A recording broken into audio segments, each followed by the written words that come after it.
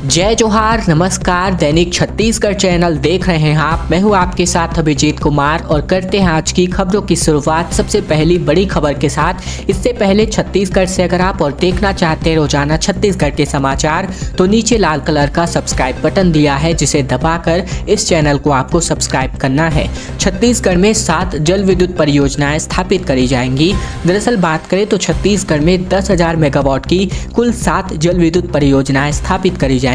तो वही किसानों को 3 लाख रुपए तक का लोन बिना ब्याज के मिलेगा, जिसके बारे में हमने आपको डिटेल पिछली वीडियो में बता दिया है। साथ ही कैबिनेट में यह फैसले लिए गए हैं। सभी बिजली परियोजनाएं पंप स्टोरेज पर आधारित होंगी। इसके लिए छत्तीसगढ़ राज्य जल विद्युत परियोजना स्थापना नीति 2022 को मंजूरी दे दी गई है। जनरेशन कंपनी द्वारा कोरबा, जसपुर, सरगुजा, गरियाबंद, धमतरी एवं बलरामपुर जिले में परियोजना की स्थापना का अध्ययन किया जा रहा है। तो वही राज्य में कोयले की उपलब्धता के कारण बड़ी संख्या में कोयला आधारित विद्युत उत्पादन परियोजना स्थापित हो रही है। साथ ही किसी भी विद्युत प्रणाली के संचालन के लिए ताप विद्युत, जल विद्युत और उत्पादन क्षमता का समान अनुपात होना चाहिए। लेकिन राज्य की विद्युत प्रणाली में जल विद्युत उत्पादन का अंश आदर्श नीति के अनुरूप नहीं है, इसीलिए इसको बढ़ावा देने के लिए ये प्रावधान किया गया है। छत्तीसगढ़ में अब टूरिज्म जो है महंगा होगा, क्योंकि प्राइवेट एजेंसियां राज्य की 24 रिसोर्ट्स का संचालन करने जा रही हैं। छत्तीसगढ़ में पर्यटन के लिए अब घूमने फिरने के शौकीन पर्यटकों को थोड़ा ज़्यादा खर्च करना पड़ सकता है, क्योंकि अब पर्यटन विभाग अपने बंद होते होटल और रिसोर्ट को एक बार फिर से शुरू करने के लिए एक नई योजना तैयार कर रही है। इस योजना के तहत प्रदेश भर के ऐसे 24 होटल और रिसोर्ट को पर्यटन विभाग अब 30 साल के लीज पर देने जा रहा है। इसकी तैयारी भी पूरी कर ली गई है। पहले चरण की निविदा में अंबिकापुर और रायगढ़ के लिए प्रक्रिया पूरी हो गई है, जबकि चित्रकूट के दंडामी रिसोर्ट के लिए टेंडर जारी किया जा चुका है। अनियमित कर्मचारियों का आंदोलन 72 घंटे बाद जाकर खत्म हुआ। धरना स्थगित करने से पहले बवाल हुआ। सरकारी गाड़ी का ड्राइवर कर्मचारियों को बोला कुचल दूंगा। दरअसल छत्तीसगढ़ के अनियमित कर्मचारी संघ ने अपना आंदोलन खत्म कर दिया है। तकरीबन 2000 कर्मचारी नियमितीकरण और दूसरी मांगों को लेकर रायपुर में पिछले 15 दिनों से धरना दे रहे थे। हालांकि ये वीडियो रायगढ़ का है। इसके अलावा बात करें तो पिछले 72 घंटों से ये सड़क पर बैठ गए थे। बताया जा रहा है कि संघ ने निर्णय लिया है कि वे नई नीति के साथ एक बार फिर से प्रदर्शन करेंगे। इसके पहले यहां कुछ कर्मचारियों और कुछ लोगों के बीच जमकर विवाद भी हुआ था। कर्मचारियों का कहना है कि जानबूझकर असामाजिक तत्वों के प्रदर्शन के बीच आकर कर्मचारियों को परेशान कर रहे हैं, ताकि आंदोलन को दबाया जा सके। छत्तीसगढ़ संयुक्त अनियमित कर्मचारी महासंघ के प्रांतीय संयोजक गोपाल प्रसाद साहू ने कहा कि हम सभी कर्मचारी बूढ़ापारा के स्मार्ट सिटी गेट के सामने धरना दे रहे थे। यहाँ सरकारी मेडिकल यूनिट की गाड़ी आई। इसके ड्राइवर ने कर्मचारियों को रौंद डालने की धमकी दे दी। जब कर्मचारियों ने ड्राइवर को गाड़ी से नीचे उतरने को कहा तो पाया गया कि ड्राइवर नशे में है और वह बदसलूकी करने लगा। ये विवाद पूरी तरीके से होने की वजह से ही लगभग जो यहाँ पर 72 घंटे बाद अनियमित कर्मचारियों का आंदोलन है वो अब जाकर खत्म हो गया है। लेकिन एक बार फिर से नई रणनीति के साथ प्रदर्शन करने की चेतावनी अनियमित कर्मचारी संघ के द्वारा दी गई है। सरपंच संघ की अनिश्चितकालीन हड़ताल 17वें दिन भी यहां पर जारी रही। 13 सूत्री मांगों को लेकर के सभी कर्मचारी सरपंच संघ डटे हुए हैं। बाइक रैली निकाल करके इन्होंने अपना शक्ति प्रदर्शन भी किया है। दरअसल बात करें तो छत्तीसगढ़ समेत सभी जिले के पटवारी जो है 13 सूत्री मांगों को लेकर सरपंच संघ की हड़ताल हो रही है, जिसमें अब भी जारी है। जिले की 175 ग्राम पंचायतों के 175 सरपंच हड़ताल में शामिल है। साथ ही 22 अगस्त से शुरू हुई हड़ताल का बुधवार को 7 सितंबर को 17वां दिन रहा। ऐसे में फिर भी वे मांगे पूरी किए बिना पीछे हटने को तैयार नहीं है। छत्तीसगढ़ प्रदेश सरपंच संघ के आह्वान पर जो जिले के सभी सरपंच, उप सरपंच और पंच हैं हड़ताल पर हैं। इसके अलावा बात करें तो बीते दिन जिले में बाइक रैली भी निकाली गई थी, जिसमें भारी संख्या में लोग शामिल भी हुए थे। इसके अलावा बात करें तो सरपंच संघ ने अपनी मांगों को लेकर मुख्यमंत्री भूपेश बघेल के नाम तहसीलदार को ज्ञापन भी सौंपा है।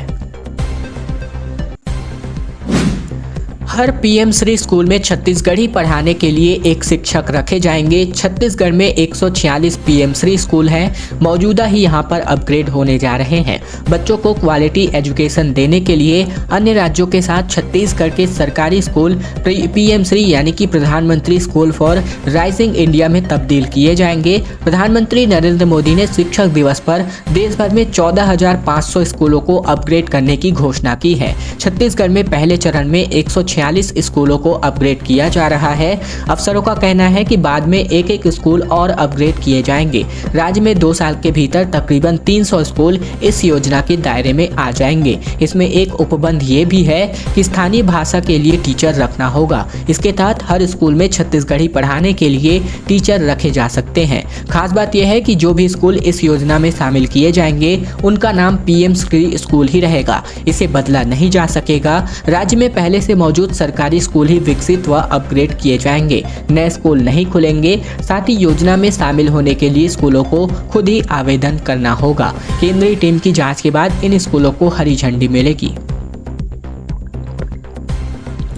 शराबबंदी को लेकर के जोरदार प्रदर्शन किया गया महिला मोर्चा के द्वारा, जिन्होंने शराब दुकान का घेराव किया, याद दिलाया सरकार को चुनावी वादा। दरअसल छत्तीसगढ़ के राजनांदगांव में डोंगरगढ़ में पूर्ण शराबबंदी को लेकर के शराब दुकान का घेराव किया गया। जिला भाजपा महिला मोर्चा, शहर महिला मोर्चा, भाजपा मंडल और युवा मोर्चा के पदाधिकारी और कार्यकर्ताओं ने जो अंग्रेजी और देसी शराब की दुकान है इसको घेरा। सभी प्रदर्शनकारी शराब दुकान के सामने रोड पर एकत्रित हुए और राज्य सरकार के खिलाफ अनेक नारे बुलंद करते हुए शराब दुकान पहुंचे। प्रदर्शनकारी यहां शराब दुकान बंद करवाते, लेकिन उसके पहले ही दुकान में कार्यरत कर्मचारियों ने दुकान का शटर बंद कर दिया था। साथ ही बात करें तो सरकार को जगाने का प्रयास लगातार महिला मोर्चा की टीम यहां पर करती नजर आ रही है। इसके पहले भी दिन आंदोलन किए गए और ये आंदोलन लगातार जारी है। छात्र हित में मुख्यमंत्री भूपेश बघेल की बड़ी पहल सामने आ रही है। प्रदेश में एक बार फिर से 4 नए प्रयास आवासीय स्कूल खुलने जा रहे हैं। इससे बच्चों की प्राथमिकता मिलने जा रही है। मुख्यमंत्री बात करें तो यहां पर लगातार प्रदेश के SC, ST और अन्य पिछड़ा वर्ग के लिए साथ साथ EWS कैटेगरी के लिए कई घोषणाएं कर रहे हैं। बीते दिन ही उन्होंने तीनों वर्गों के लिए अलग अलग विभाग बनाने की घोषणा भी की है। इसी क्रम में बात करें तो यहाँ पर SC, ST, अन्य पिछड़ा वर्ग और EWS कैटेगरी के छात्रों को एक नई सौगात दी गई है, जिसके तहत इन सभी वर्गों के छात्रों के लिए अब प्रदेश में 4 नए प्रयास आवासीय स्कूल खोले जाएंगे। बता दें कि CM के इस सौगात की वजह से प्रदेश के लगभग तकरीबन 2000 छात्र छात्राएं लाभान्वित होंगी। और ये आप जान सकते हैं प्रयास आवासीय स्कूल होता क्या है। 26 ग्राम पंचायतों के हजारों ग्रामीण सड़कों पर उतर चुके हैं। बोले फर्जी एनकाउंटर तुरंत बंद करें, पुरानी स्कूल का नाम आत्मानंद ना रखें। दरअसल छत्तीसगढ़ के दंतेवाड़ा जिले में 26 ग्राम पंचायतों के हजारों ग्रामीणों ने अपनी 12 सूत्री मांगों को लेकर एक बार फिर से सड़क पर उतरकर आंदोलन किए।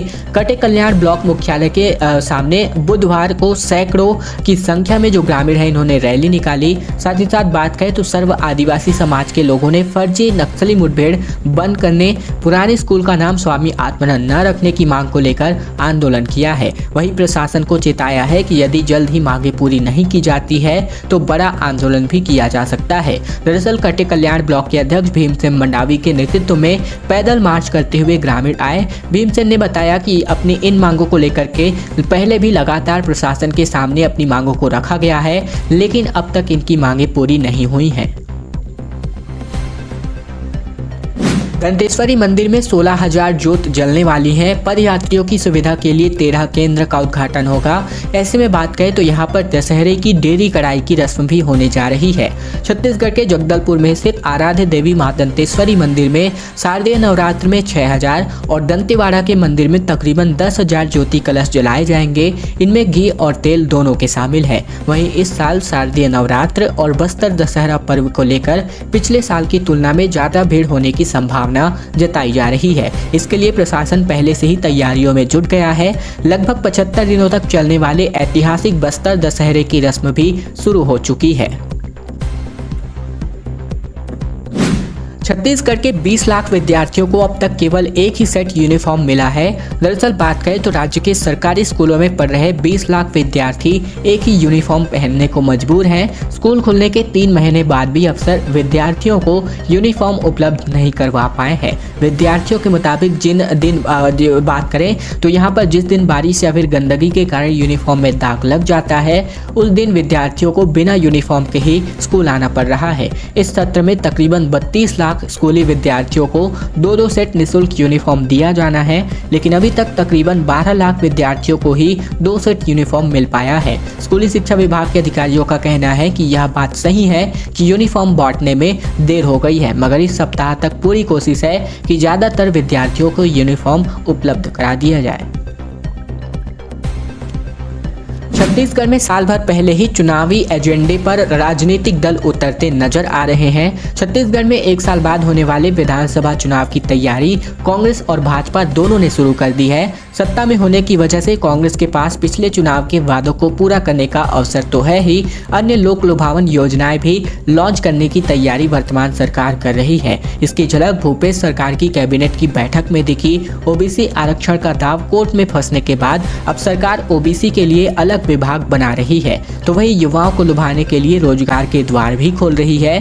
तो वहीं भाजपा के केंद्रीय नेताओं का दौरा भी लगातार तेजी पकड़ता नजर आ रहा है। केंद्रीय मंत्री अमित शाह के बाद अब राष्ट्रीय अध्यक्ष जेपी नड्डा 4 दिनों के लिए छत्तीसगढ़ आ रहे हैं।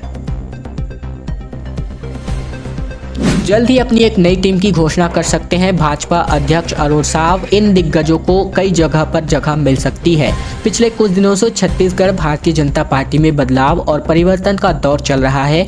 इसी क्रम में अब नए प्रदेश अध्यक्ष अरुण साव अपनी नई टीम की तलाश में लग गए हैं।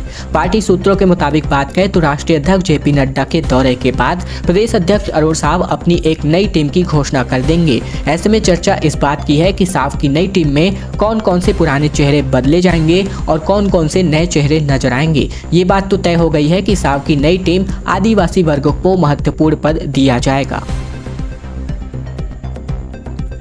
राहुल गांधी को मुख्यमंत्री भूपेश बघेल ने तिरंगा सौंपा। कन्याकुमारी से शुरू हुई कांग्रेस की भारत जोड़ो यात्रा। भूपेश बोले, नफरत खत्म करेगा ये सफर। दरअसल कांग्रेस की भारत जोड़ो यात्रा कन्याकुमारी से शुरू हो गई। कांग्रेस के पूर्व अध्यक्ष राहुल गांधी को वरिष्ठ नेताओं ने तिरंगा सौंपा। इसमें राजस्थान के मुख्यमंत्री अशोक गहलोत, तमिलनाडु के मुख्यमंत्री एम.के. स्टालिन और छत्तीसगढ़ के मुख्यमंत्री भूपेश बघेल शामिल थे। छत्तीसगढ़ के मुख्यमंत्री भूपेश बघेल ने सोशल मीडिया में लिखा कि देश को अब आपसे ही आस है, देश को अब आप पर ही विश्वास है। तिरंगा की शक्ति, भारत माँ का आशीष, जन जन का विश्वास अब आपके पास है। छत्तीसगढ़ में शराब और स्टील कारोबारियों पर इनकम टैक्स की रेड पड़ी है। सीएम भूपेश बघेल बोले कि पहले ही कहा था कि अभी ईडी आएगी। रायगढ़ और रायपुर में तड़के 4 बजे से कार्यवाही की गई। छत्तीसगढ़ में इनकम टैक्स की टीम ने बीती सुबह को शराब और स्टील कारोबारियों सहित कई जगहों पर छापे मारे। टीम की कार्रवाई रायपुर से लेकर बिरगांव, रायगढ़ और खरसिया में जारी रही। आईटी रेड को लेकर मुख्यमंत्री भूपेश बघेल ने निशाना साधा और कहा कि ये तो शुरुआत है, अभी आईटी आई है, फिर ईडी आएगी। फिलहाल इस छापे में 50 से अधिक अफसरों की टीम शामिल है। एक साथ सभी जगहों पर कार्यवाही की गई है। खैर दोस्तों, आज की खबरों का सिलसिला बस ही तक का था। अगर आपको यह वीडियो पसंद आए तो वीडियो को एक लाइक कर दीजिएगा। चैनल पर नए हैं तो चैनल को सब्सक्राइब कर लीजिएगा। साथ ही साथ नीचे लाल कलर का बटन दिया, उसको दबाकर आपको चैनल को सब्सक्राइब करना है, ताकि प्रतिदिन की महत्वपूर्ण खबरें, छत्तीसगढ़ के समाचार बिना